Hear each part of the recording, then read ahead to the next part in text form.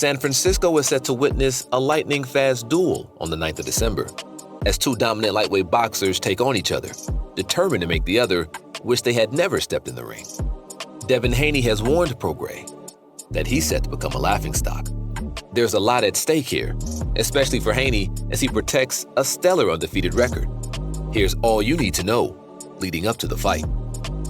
Regis Prograis defends his superlight title. Regis Prograis was born on January 24, 1989, in the city of New Orleans to parents Shalita Martinez Prograis and Vidal Prograis. He didn't have any early contact with boxing at this stage and grew up as a normal kid in New Orleans. He would start at the age of 16 though, starting by going to a local boxing gym in the city. But his grades started failing, and his mother imposed restrictions on his going to the gym after that, preventing him from going to training until summer came. When summer did come though, he began training a lot. However, in 2005, Hurricane Katrina forced his family to relocate to Houston, Texas. This catastrophic event had a profound impact on his life as it destroyed his New Orleans home. In Houston, he began training at Savannah Boxing Club. Interestingly, he trained alongside the legendary Evander Holyfield.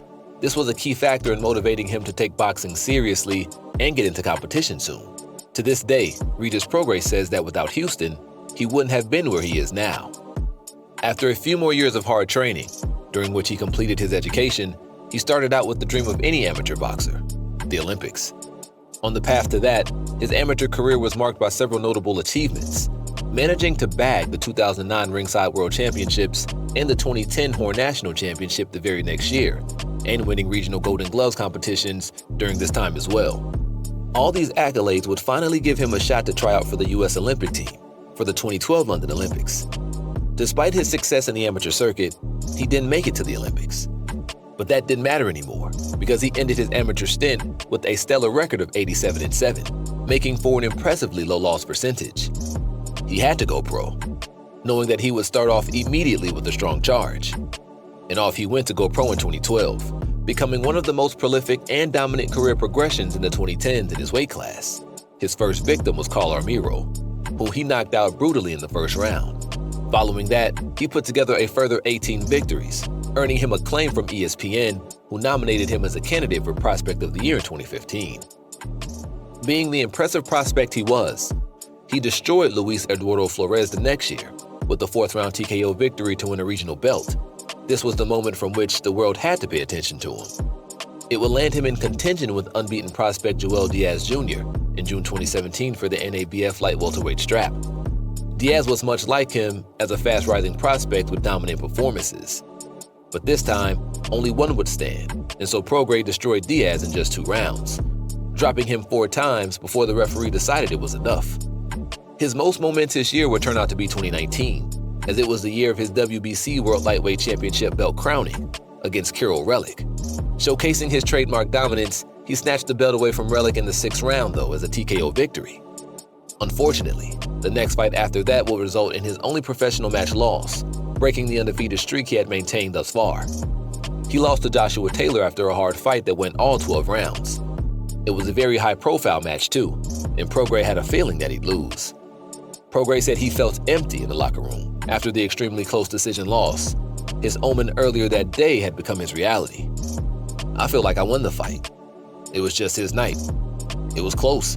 I wouldn't say they robbed me. But if it was here, I would have gotten the win. I had an omen the day of the fight. I didn't tell anybody. I just had a feeling I was going to get back on the plane without the Muhammad Ali trophy." Still, he battered Joshua Taylor's eye really badly and continued fighting with the break during COVID-19 to work his way up again to fight Jose Zepeda in 2022 for the WBC World Superlight Championship belt that he's defending for the 2nd time now. He no longer has an undefeated record, but it doesn't mean he'll roll over and let his title be taken away by the challenger, Devin Haney. Devin Haney asserts himself. Devin Haney was born on November 17, 1998, to parents Bill and Renee Haney. The family is originally from San Francisco, California, and moved around quite a bit. First living in Oakland, California as a child, but then the family eventually moved to Las Vegas at the age of 14. He grew up a son of 4 children, as he has an elder brother, Bill Haney Jr., and 2 younger siblings, Sean and Arabella Haney. Haney started boxing at the age of 7, encouraged by his father, Bill Haney, who used to be a boxer in his youth. He was instantly hooked, and the dedication he showed to his training convinced his parents that he should pursue boxing competitively. Thus started his amateur career the very next year. He was born to live and breathe boxing, and nothing else it seemed. It took several years of beating up other kids in the region and training before he was awarded the silver medal in USA Junior National Championship in 2013. For the following year of his amateur career, he would have to face none other than Ryan Garcia twice, winning once and losing once in different championships. Nevertheless, he won the 2014 U.S. Junior National Championships in Reno, where he defeated Adolfo Alanis and Alejandro Campa, both in all 3 rounds. But in 2015, he became the youngest boxer to win the Youth World Championships in Reno at the age of 17. The Youth World Championships, as you might know, is generally considered to be one of the toughest and most prestigious amateur boxing competitions short of the Olympics. By the time it was all over, Haney had a record of 138-8, amounting to 7 national titles as an amateur. There was no way he was going to do anything but go into the professional leagues to upend it all. Surely enough, he went pro that year. But there was a problem. He was too young to start boxing professionally in the United States, and he wasn't willing to wait around any longer. So he went off to Tijuana in Mexico to start, and his first opponent was a certain Gonzalo Lopez Rodriguez, who he demolished to Kingdom Come within the first round. Fighting in Mexico was somewhat difficult for Devin Haney when it came to being noticed and picked up by a major promotion, but he kept at it. 10 of his first 15 fights were in Mexico, and friends posted the action across social media. Videos on YouTube have reached the thousands, with his third pro fight reaching 846K. He was set to make others notice him. Getting to his fans and to the people was important, Bill Haney said to Bleacher Report. They had been following him since he was an amateur and watching his videos. So with Mexico, we knew Devin was ready. Our opportunity to film it and bring it back to YouTube for his people was a win for us. It was low cost, and we were able to do it cheaply. Keeping him in the limelight resulted in him being featured on Showbox, the new generation in 2018, and eventually, he signed a contract with Eddie Heim's Matchroom Boxing, just in time for his fight against Juan Carlos Burgos, which was watched live by a lot of people. Now, he was hard to ignore.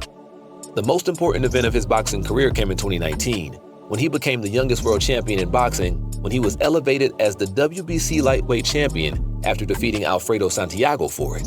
It was clear to everyone how much he really wanted the belt after Santiago was left reeling from cuts to his eyes and a battered body.